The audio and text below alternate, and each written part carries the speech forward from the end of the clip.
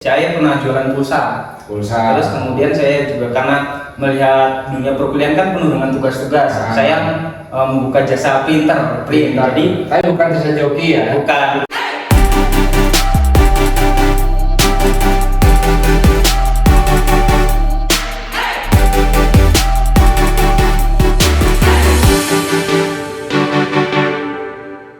Halo teman-teman semuanya, semangat pagi teman-teman semuanya. Pada kesempatan kali ini kita bertemu lagi dengan saya Imam Mahmud dengan Kak Saya Andi Adam Rahmanto. Kita akan bahas-bahas berapa penting pendidikan, dan kita juga akan membahas sebenarnya kuliah ataupun sekolah itu bisa nggak kalau gratis. Kebetulan saya juga kedatangan tamu Kak Andi Adam ini dari sejak SD, SMP, TK ya, TK, SD, SMP, SMA, kuliah, S1 dan S2. Insya Allah ya yang menjawab ya ini gratis semua teman-teman, nggak ada yang membayar. Ini menurut saya hal yang positif untuk teman-teman. Gimana sih caranya bisa memperoleh sekolah dengan gratis tersebut? Nah, kita langsung bertanya nih Kak Adam. Mungkin Kak Adam sendiri memperkenalkan dari riwayat pendidikannya. Kalau TK gimana? Kak, ini namanya Kak Andi Adam Rahmanto. Di video sebelumnya kita sudah membahas ini gitu, membahas alamat dan asalnya. Kalau Kak Andi sendiri dari TK sampai kuliah di mana aja?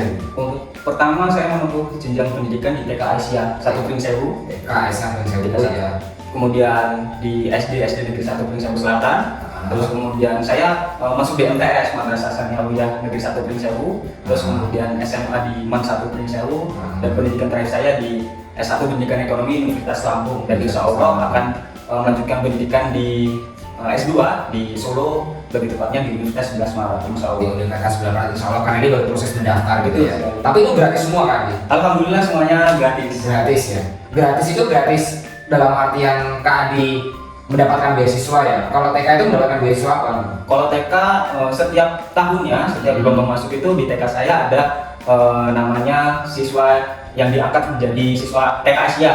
Jadi ketika itu alhamdulillah saya mendapatkan itu. Jadi selama kuliah, selama saya di TK tersebut tidak melakukan pembayaran sama sekali. Tidak melakukan bayaran sama sekali ya. Kalau SD dan SMP mungkin banyak ya, karena itu wajib belajar ya. SMA itu kan wajib belajar dan banyak juga yang gratis. Nah kalau di SD SMP itu sering banget juara satu. Kalau dikatakan juara satu, saya selalu memasuki 3 besar, tetapi tidak selalu untuk juara satunya. Tidak selalu juara satu, tetapi masuk ke 3 besar dari angkatan. Di angkatan gitu. Jadi SD sampai kuliah, sampai SMA gitu. Nah kalau di SMA-nya sendiri itu dapat beasiswa juga, gratis juga. Kalau di SMA itu kan setiap tahunnya ada biaya pendidikan yang diberikan oleh sekolah ketika itu mendapatkan juara umum. Tapi karena saya tidak pernah itu, tapi selama SMA itu memang sudah tidak membayar SPP di SMA saya. Jadi gratis lah ya. Tapi kalau dilihat dari Kak Andi ini kan cerdas orangnya ya. Kalau bisa dikatakan demikian, itu asal muasal dari keluarganya emang dari basic pendidikan apa gimana? Untuk keluarga saya tidak dari basic pendidikan. Untuk orang tua saya, ibu saya hanya lulusan SMA, terus kemudian ayah saya juga lulusan SMA. Tapi motivasi pendidikan orang tua mendukung. Motivasi pendidikan kedua orang tua saya sangat mendukung. Bahkan ketika saya lulus dari SMA, orang tua saya itu sangat mensupport untuk melanjutkan pendidikan saya ke jenjang yang lebih tinggi. Jenjang lebih tinggi artinya untuk kuliah lagi ya. Kuliah lagi. Kalau S1 dengan beasiswa? Kalau saya S1 mendapatkan beasiswa bidik misi, tetapi beasiswa tersebut sudah berganti dengan nama KIP kuliah. KIP kuliah gitu ya. Nah itu juga gratis lah ya. Itu juga gratis. Selain kita mendapatkan biaya pendidikan yang gratis, kita juga mendapatkan biaya hidup untuk selama kuliah. Jadi kalau SD, SMP, SMA itu Kak Andi lakukan di lingkungan dekat rumah lah ya. Tapi kalau kuliah baru ke keluar kota, tapi nggak keluar provinsi. Baru ini nanti insya Allah kalau misalnya diterima melanjutkan studi S2-nya baru di luar provinsi. Nah ini gratis juga sebenarnya. Alhamdulillah gratis juga. Kemarin ketika mendaftarkan beasiswa LPDP. Jadi dengan tanpa biaya lagi kalau S2 lagi gitu. Nah sebenarnya kalau pengen menempuh pendidikan itu alasannya kenapa sih? Ketika menempuh pendidikan itu alasan pertama saya ingin kuliah itu diberikan motivasi oleh salah satu teman dari orang tua saya, dan ibunya itu juga kebetulan guru saya di TK. Nah, ketika saya ingin melanjutkan pendidikan itu, beliau mengatakan bahwa kamu harus lanjut kuliah. Tapi tujuan kamu kuliah tidak hanya untuk kerja, tapi untuk membahagiakan kedua orang tua. Dan alhamdulillah ketika saya kuliah saya niatkan seperti itu, saya bisa mendapatkan hal-hal yang kemungkinan itu tidak saya dapatkan ketika saya tidak kuliah. Banyak sekali hal-hal yang saya dapatkan selama kuliah. Memang benar kuliah itu tidak menjamin kita untuk sukses, tidak menjamin kita untuk mendapatkan pekerjaan yang lebih baik. Tetapi dengan kuliah itu kita bisa membuka pola pikir, karena pola pikir itu hal-hal yang tidak bisa didapatkan dengan mudah. Nah, selama saya kuliah itu saya dapatkan semua itu. Tapi untuk pekerjaan orang tua itu sebenarnya selain mendukung gitu ya, pekerjaan orang tua sehari-hari apa sih? Untuk pekerjaan orang tua sehari-hari, orang tua saya hanya pedagang somai. Jadi ibu saya ibu rumah tangga.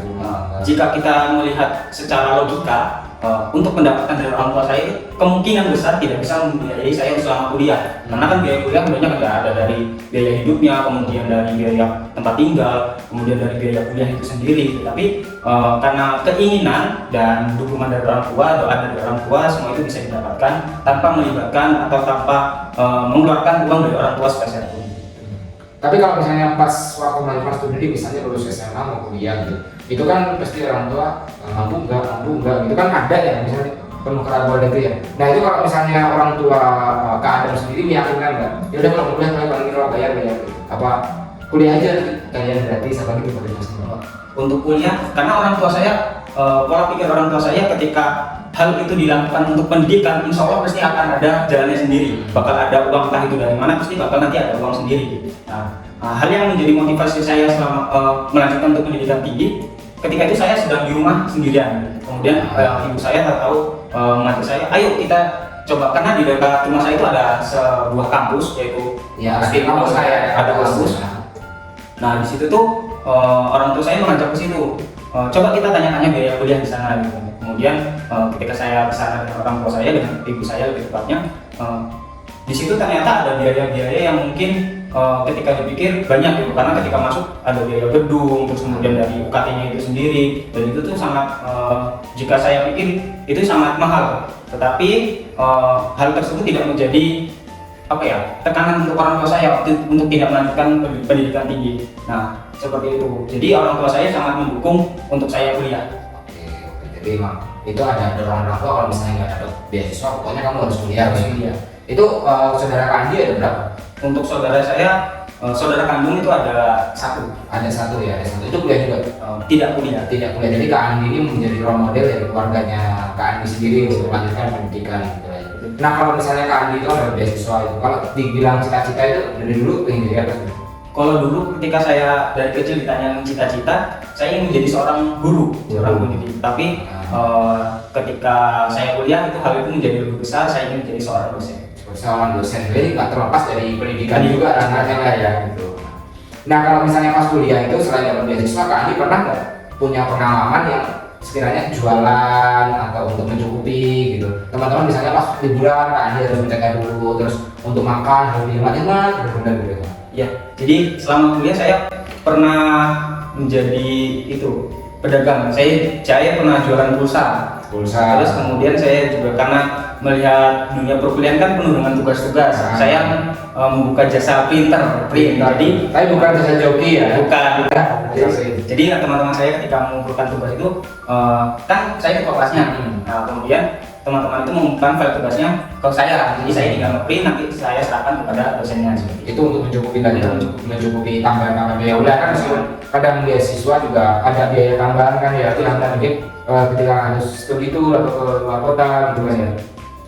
Tapi kalau dari segi pola makannya untuk menghemat-hemat itu hanya untuk jajan ketika di sekolah dulu, atau itu selalu ada uang saku atau kalau dulu saya SMA itu selalu membawa bekal. Jadi uang saku saya sekolah itu saya gunakan untuk beli bensin karena ketika SMA itu sangat jauh dari rumah, jadi membutuhkan transportasi untuk saya bersekolah. Nah, hal tersebut saya manfaatkan untuk beli bensin di kendaraan. Terus kemudian untuk makannya saya membawa bekal dari rumah. Jadi nggak pernah jajan waktu sekolah? Jajan, tapi ketika saya tidak membawa bekal.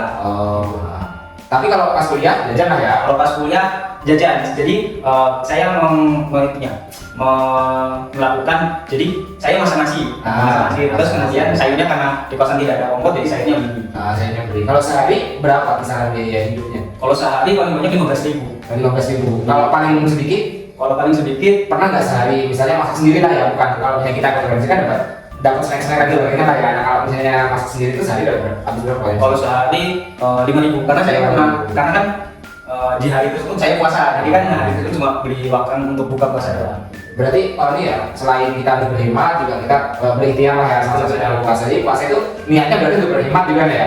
Selain untuk menempuh pendidikan juga kan untuk hemat. Hemat ya, biar hemat Betul itu sekali. hemat. Jadi seru banget kalau dilihat dari perjuangan Kak Andi dalam memperoleh beasiswa untuk menempuh pendidikan dari TK sampai kuliah yang insya Allah ini menuju S2 ini gratis semuanya teman-teman. Ini menjadi motivasi ya, memang pendidikan itu tidak menjadi kita sukses benar kata Kak Andi, tapi pendidikan itu menjadi bagi orang yang tidak mampu, dalam garis miring itu orang miskin, pendidikan itu menjadi salah satu investasi terbaik ya untuk mencapai kesuksesan. Percaya, saya hal yang menjadi keyakinan saya pernah dikatakan oleh guru saya.